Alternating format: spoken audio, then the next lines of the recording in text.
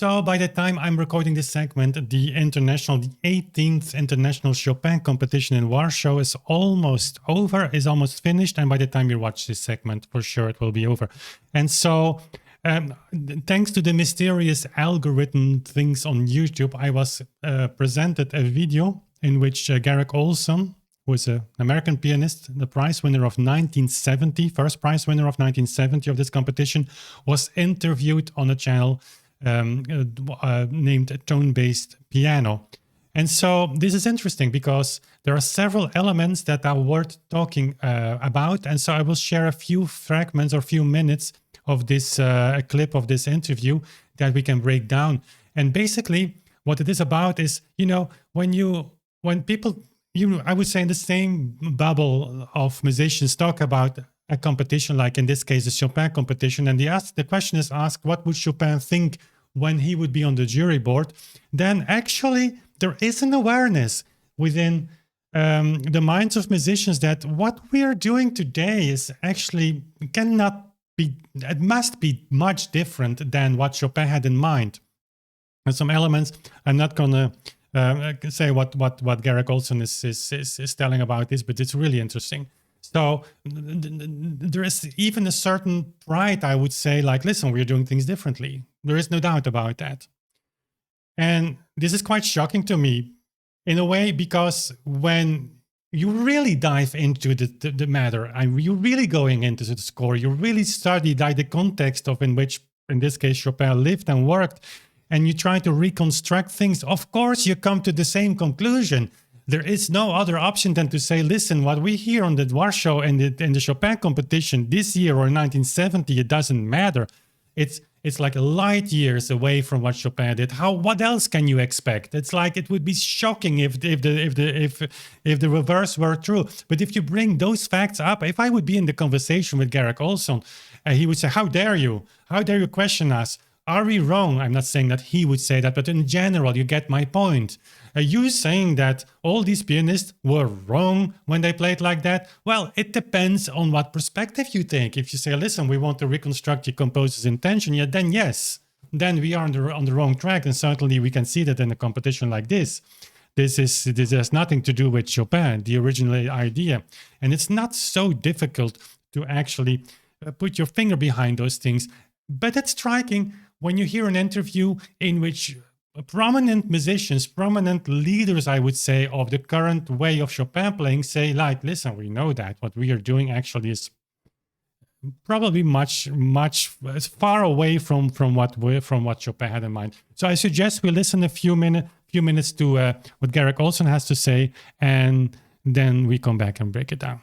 I want you to imagine for a moment that Chopin was transported to Warsaw 2021 in a time machine to sit on the jury of his own competition. What would he be listening for, and what might he think of today's young Chopin interpreters? Well, if he were the Chopin we know anything about, he would hate everything about the idea, and he would probably not recognize the sound of modern pianos at all, or the style in which we play, because it's evolved so much since his time. I think he would hate the democracy of it. I think he would hate having this big jury choose. He didn't like big halls, and the Philharmonic Hall in Warsaw, although not huge, is somewhere in the 1,000 or 1,100 range, I believe. I don't think that's where he felt his music or he shone. And he shone in salons. He only played 30 concerts in his whole life. The bigger the hall, the more he hated it. I have no idea what he would be looking for if he were a modern person. He was a royalist. He was incredibly well educated. He was incredibly smart, incredibly snobbish, if you will. Didn't suffer fools gladly. And I think, didn't suffer even a genius like Franz Liszt sometimes to play some of his pieces. When Liszt added some ornaments to his nocturnes, his comment to a Polish friend was, "Keep that pig out of my garden."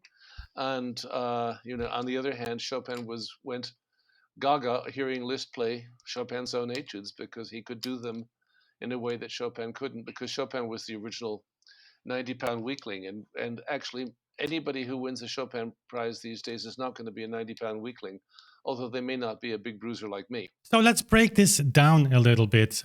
Some parts that he was saying are really, really telling. Like he would hate everything about the idea of a competition that's maybe irrelevant to what we're discussing now. And I'm not so sure about that. I mean, he certainly was not one of the technically best pianist of his time. That's the reason why he didn't play so many concerts. At the end of his life, even, he was a little bit out of fashion because of the time evolved like in complete virtuosic mode, and he was maybe not fond on that, but also he was not capable of doing that. So what he would think about competitions, it's hard to say, but it's possible that he would hate the idea.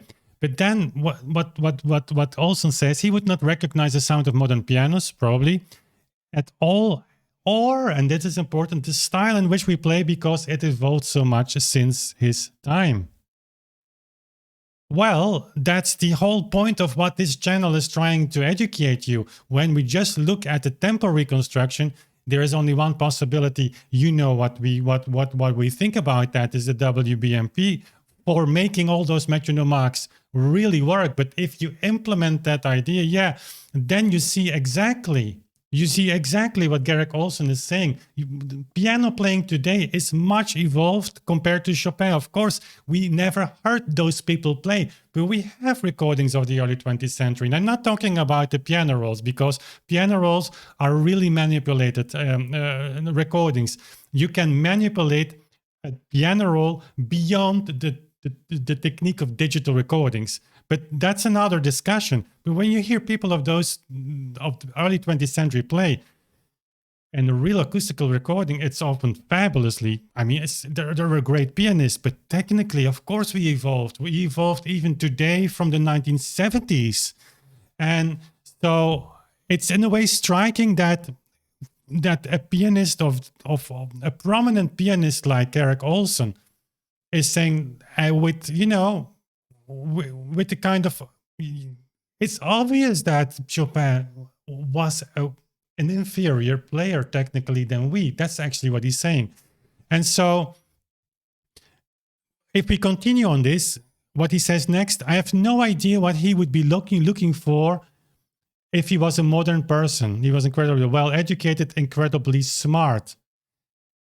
But if Chopin was on the board of a jury today, if I would be asked the question, what would Chopin be looking for? What would he judge? What would he want the pianists or the candidates to play, or at least have right? It's not so hard to say in the case of Chopin. So if Garrick Ohlsson says, I have no idea what he would be looking for, my question would be, what are you looking for when you are practicing?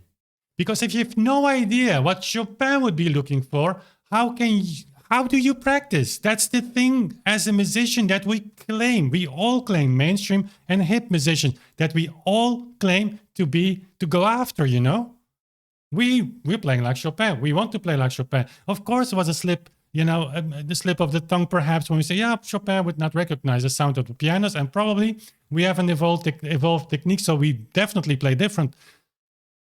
But if you have no idea what Chopin would be looking for, again, isn't it true that the score tells us everything? Well, the magical score where everything is so clear.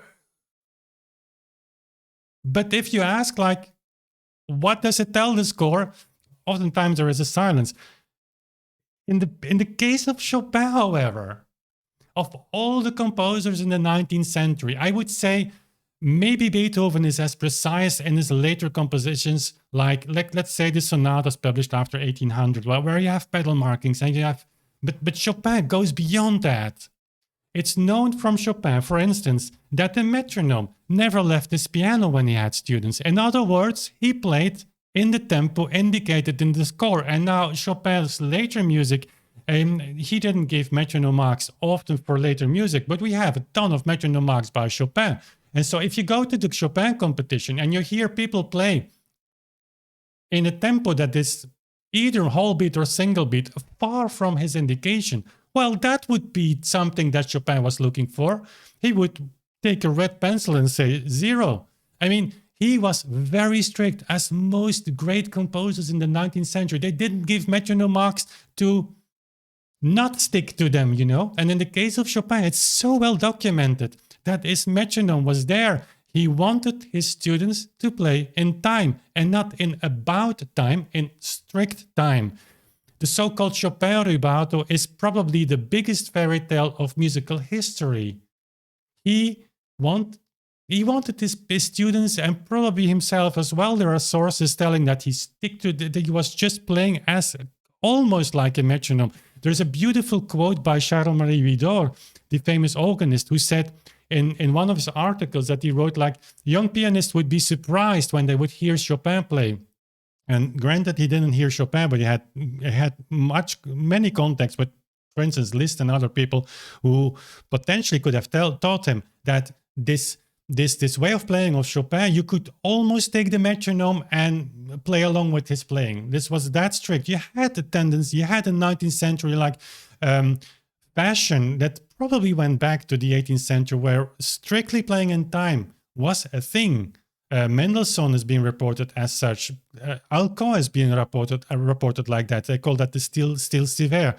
And so for Chopin, there is no doubt that was for him very important. And so the first thing he would ask the candidates, why do you not follow my tempo indication? Secondly, we all are so proud. I remember when I was in Amsterdam and talking to my piano teacher about Chopin. He studied in Poland. And of course, if you studied in Poland, you are by definition a great Chopin player. I do not get this idea.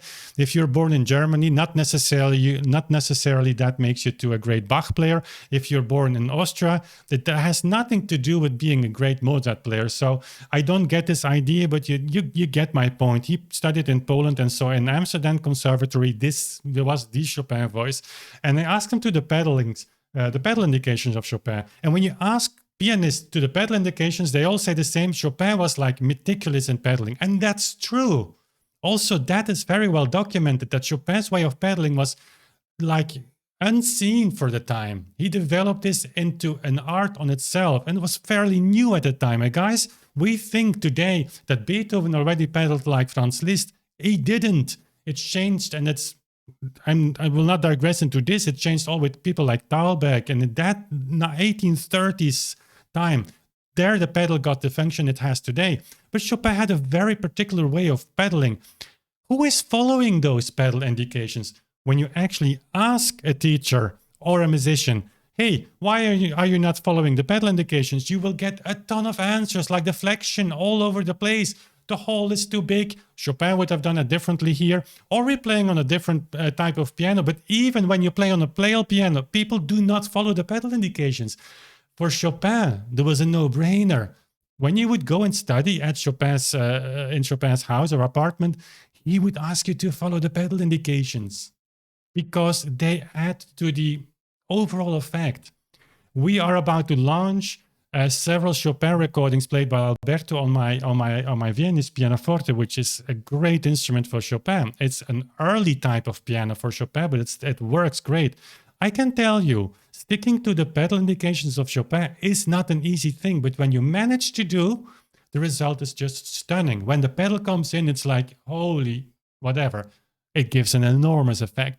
So when he was on the jury board, he would want you to stick to his pedal indications because that's part of his composition, that's part of the effect. Nobody does that. When you ask people why, the discussion is not going to be very friendly. And I can understand. I understand because these guys, these people, these pianists, these young guys, they practice like 55 hours a day to be there, to come there.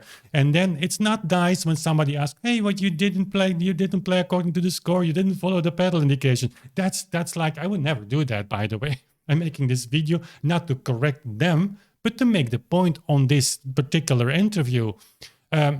But it's a fact. Chopin wanted you to stick to his pedal indications. It's also true, by the way, if your tempo is way too high, the only way you can still manage to play those notes is thanks to the sustaining pedal, because your release of the key can be much faster when you use much more pedal than indicated.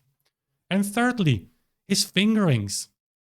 With Chopin, again, he is in the 19th century probably the guy with the least questions regarding to his score. Whenever Chopin indicates a fingering, you are supposed to follow that.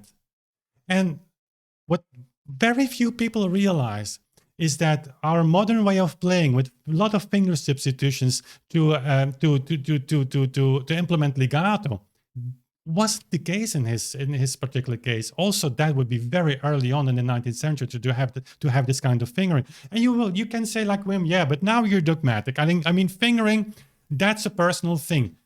I do not agree. Fingering on that level, guys, we're talking here about the Chopin level. In his own universe, there is nothing higher level than what he left us. And so we better take his indications seriously. When you see a fingering of Chopin, that's not suggesting like finger legato in the sense of a lot of finger substitutions, but still very much like in the 18th century, like you just replace your hand. You cannot keep your hand position in the 18th century like closed position. You have to open it because of the chords and the complex structures you have to play. But finger substitutions is a thing that in Chopin's music very rarely occurs. And if you see the context around him, it's very classical actually. It's not something Chopin invented. It's just like 18th century practice with a little bit 19th century sauce on top of that. That's all it is.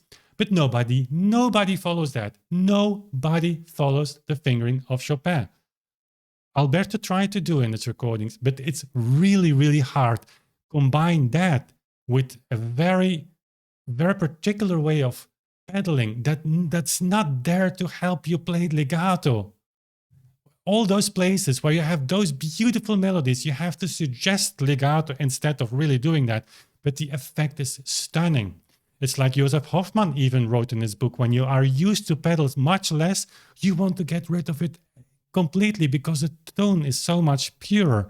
So it's amazing that in an interview like this, that Garrick Ohlsson is a great pianist. I don't know his work very much, but I listened to it during the interview. I mean, there is nothing to say about him in terms of modern piano playing. But if you are featured as a prominent voice, this self-reflection, like, I don't know what he would say. Yes, we know. He would say 0, 0, 0, 0. I've given you a score with all information and you don't do it. So what can you expect me to do? Music really changes, guys, when you change those parameters. So his compositions change from character, from just impact on the audience. What can I say? And then last point, he says, on the other hand, Chopin went gaga hearing this play Chopin on when he added ornamentations and things like that. Okay, that's true. Also, but keeps also in mind, all those quotes are just fragments of letters. You have to contextualize that. But then, of course, when he played his own etudes, Ohlsson said he admired Liszt because he could do them in a way Chopin couldn't. Also, that is just one letter. But anyways, because, and this is important, Chopin was the original 90-pound weakling, and actually anybody who wins the Chopin Prize these days is not going to be a 90-pound weakling, although they may not a bit bruiser like me, a big bruiser like me. This notion of Chopin being a 90-pound weakling, we find this so admirable. But is there nobody out there that, as Ohlsson actually pointed out himself, thinking like, if you see those young pianists, they're like lions on the stage. They're super trained. They are healthy. They must be healthy because otherwise you don't survive a competition like that. Is there nobody in this entire bubble, mainstream and hip alike, because don't think that hip people play much different on a Chopin play. There is not much difference. Is there nobody really just taking this element of Chopin being the weakling, because he was very weak? There is a beautiful anecdote in Clara Schumann's diary. Read it. I mean, it's not easy to read, but there are so many things that just make you see the context of her time. When she described Chopin was it Leipzig? I don't know where he was visiting the Schumanns, but 1834, don't quote me on that, but it's in that period, where Clara Schumann writes about Chopin who played, and she said his playing is something like that. I'm quoting by memory, but it's something like his playing was unbelievably poetic. But when the poor guy was so weak, then that when he wanted to have one chord listen what I'm saying. One chord, forte. He had to throw his entire weight into the keys to just produce one forte sound. I mean, at the same time, we have all these people. Yes, Liszt played these etudes from paper. He was sight reading when Chopin wrote that letter. But we have all the pianists that you can quote, Marsalis, Schumann, and so many others who heard Chopin playing and say it's unbelievable the way he's playing his music. When he died, it was only people like Delfsen and a handful students of Chopin who were recognized to have still this Chopin sound, but it disappeared like this in the 19th century. There was no real Chopin tradition because this kind of very poetic, soft playing was completely lost. And compare that with what we hear in the Chopin competition. And how can you say, I would not say, but how can you, and that's a personal touch, how can you live with the idea of putting so much effort, so much energy, so much attention into something that, as I can hear now by Garrick Ohlsson, we all know it's actually, I'm sorry the word, but it's fake. It has a beauty in itself. I mean, when you see those people play all those incredibly difficult stuff, they pump up the tempo so much. You know what we think about tempo. Chopin was also a whole beat composer. We still play some pieces of Chopin whole beat. And that are the pieces when we would change them. First of all, nobody could play them in single beat, but people would hate musicians to do that because they are amongst the most beautiful ones, like some preludes and many of the nocturnes, and actually. But anyways, that there is a beauty in that, but that there is nobody saying like, listen, if we have a competition of a Chopin competition, why not actually taking those elements, those parameters of which we know for sure that Chopin would really put a lot of weight behind them. Tempo, take your metronome. And if you want to believe in a single beat universe, be my guest, but then you have to stick to that. If you play a piano concerto of Chopin, he marked those with metronome marks. Nobody plays them in tempo. They are all slower, even from the start. But when the fast notes come, they slow down. And we know for sure that Chopin didn't want that. It's not a secret. It's just black and white on paper. It's not so hard even to find that context. And so pedal indication, fingerings, those are the things you can actually judge. For the rest, I'm puzzled how people can judge these pianists because they're all from a different planet. At least it seems like that. So it may sound to you, a segment like this, like I'm freaking out about this. I'm not. I give those people, those young pianists, everything they want. I feel a little bit pity for them as well because I know how much work it takes to bring your body to that level that you can actually perform all of that. It's incredible. It's incredible work. But at the same time, if you would really open yourself for the things that Chopin left, take your metronome and try a whole beat performance. Do it for a few weeks or months. Guys with that talent and technique, they can literally play the entire Chopin oeuvre in 1 year. But what happens? And I can promise you that what will happen is that there is a universe opening, a universe of a beauty beyond imagination. And certainly with the music of Chopin, he was a unique voice in history, maybe comparable to a guy like Schubert. This sensitivity, this sense for color and harmonization, this sense for melodic beauty, all of that in a kind of very natural way of presenting. Guys, there is so much to discover. And I would encourage the Chopin competition in Warsaw to have a 19th edition just in this regard. Like, prove us that what you are doing is close to Chopin. And we will never know, We will never know. That's the fascinating thing of it all. But we can try, and we can try also to stimulate those people who actually want to go further and leave the paths that we know for so long. But let's be honest, there are a lot of problems in taking performances like this and still like pretending we take Chopin seriously. It's not anymore about Chopin, and since long, it's probably mid-19th century, it was not about the composer, it was about the performer. We zoom in on those sweaty faces that suffer, and that's the emotions of and it's beautiful. I mean, don't get me wrong, there's a place for that, but we must be honest in calling it out for what it is.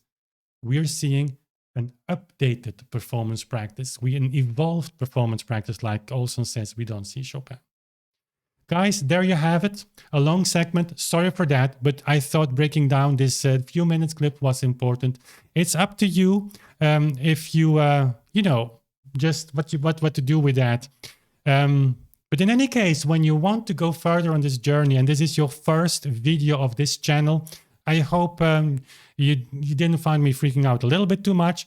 But if you want to be on this journey with me and with many others, there is a subscribe button below this video. Click on that, click the bell, because we have a lot of videos, and we're going to have a lot of videos also about techniques, about performance practice, but also about studying and about understanding the score. Some new series that are coming or already are here by the time you see this video.